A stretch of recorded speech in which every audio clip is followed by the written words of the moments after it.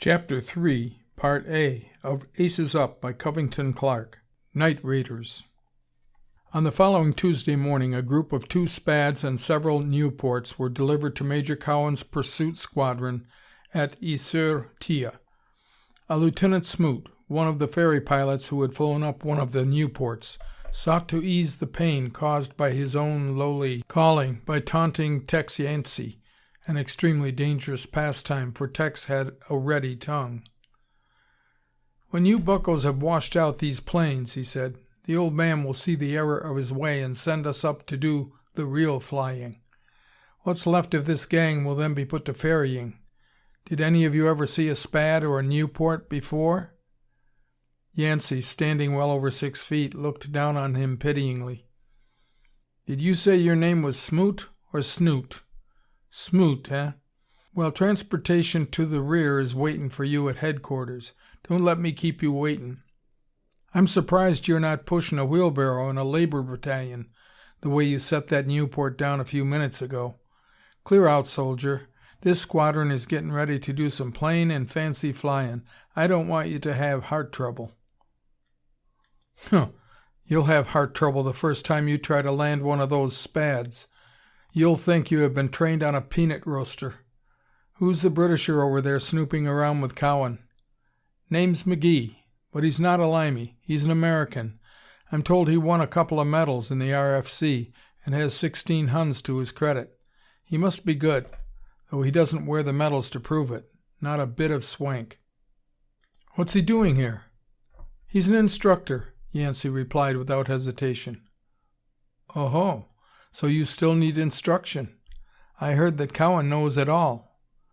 "Nah, he only knows half, and you know the other half. Too bad both sets of brains wasn't put in one head. In that case, somebody would have been almost half-witted. Better toddle along, soldier. The animals are going on a rampage in a minute." "Yeah? Well, turn 'em loose. I'm something of a big game hunter myself. What sort of a flyer is this instructor?" "Don't know. We'll see in a minute, maybe. He's crawling in that Spad. Yep, they're turning her around. Don't go now. You can learn a lot here."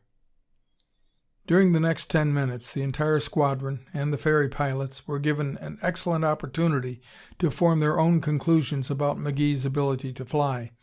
He took the Spad aloft in a test, and plunged through a series of acrobatics that served to convince all watchers that here was a man whose real element was the air. Ship and man were one. The group on the ground watched, open-mouthed, despite the fact that they themselves were flyers of no mean ability. But they had never flown such ships as the Spads, and the prospect and possibilities made their hearts race with feverish eagerness to take off in one of these trim little hawks. Yancey and Smoot had now joined the watching group around Major Cowan, and as McGee rolled at the top of a loop, Yancey turned to the doubting ferry pilot. "Yes, I think he can fly. What do you think, brother?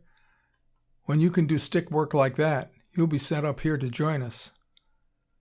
Major Cowan was equally envious, but he was not one to betray it. "A very bad example," he commented testily. "An excellent pilot, doubtless, but reckless. His takeoff, for instance. He zoomed too long. I want to warn you against such a mistake." The ferry pilot, Smoot, decided to take a chance. "The example seems good enough, and if that fellow's flying is a mistake, I'm sure Brigade would like to see a lot more mistakes like him." "The commander of this squadron will answer to Brigade for the conduct of this group, Lieutenant Smoot," Major Cowan retorted with such acidity that the poor ferryman decided it was time to join his own group and head for the base. But before taking his departure, he relieved his mind in the presence of Yancey, Siddons, and Hampton, who had drawn away from Cowan through a desire to watch the flying rather than listen to his lectures on the art of flying. "If you had a flyer like that one up there for a CO," Smoot said to them, "you'd get somewhere in this little old war. But as it is, you have my sympathy. Well, toodaloo, mes enfants. Be careful with those Spads. They were built for flyers."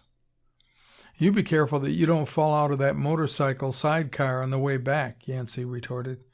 "They look like baby carriages, but they're not." As Smoot walked away, stung by this last retort, Yancey turned to Hampton and Siddons.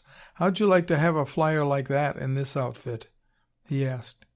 "He's all right," Hampton replied. "A lot of the ferry pilots are crack flyers. Just a tough break in the game. It might have happened to you." "I wasn't talking about him," Yancey replied, and pointed to McGee's plane, now banking into a landing at the far end of the field. "I meant that bird down there." "Oh, McGee." "Yes." Hampton laughed skeptically. "Fine chance to get a flyer like that." "Oh, I don't know. Some American outfit will draw him. He and that other fellow, Larkin, have asked to be repatriated." "How do you know?" "I was with them in town last night, and they told me all about it. They flew up to Paris day before yesterday, and on the way back they landed at Chaumont and made a call on GHQ. They put their case before the Chief of Staff and asked him to use his influence. They've made out formal application. Both of them are tickled pink over the prospect. McGee said he would like to get with this squadron." "Bully for him," Hampton enthused. "Maybe we don't look so bad if fellows like that are willing to throw in with us, Tex?" Siddons was coldly skeptical. "You have the weirdest imagination. Why should he want to be with us?" "Dunno. Ask him." "I shall," Siddons answered, as he moved over toward the point where he estimated McGee's taxiing plane would come to a stop. "Big stiff," Yancey said under his breath. "He'll ask him all right, and right out in meetin'. He never believes anything he hears until he is asked 1,000 questions about it. What do you see in that fellow to like, Hamp?" "He's all right, Tex. He was pretty decent to me while I was acting as supply during that time Cowan grounded me. Came around to help me with the paperwork and put in a good word for me." "Yeah, he's always chummy with supply and operations, but only because he thinks he can get some favors that way. I despise him." "Oh, come now. You mustn't feel that way. We are all in the same boat, and we'd as well be chummy." "Ha! If you ever get in the same boat with that fellow, he will do the steering while you do the rowing. He gives me a pain." End of Chapter 3, Part A.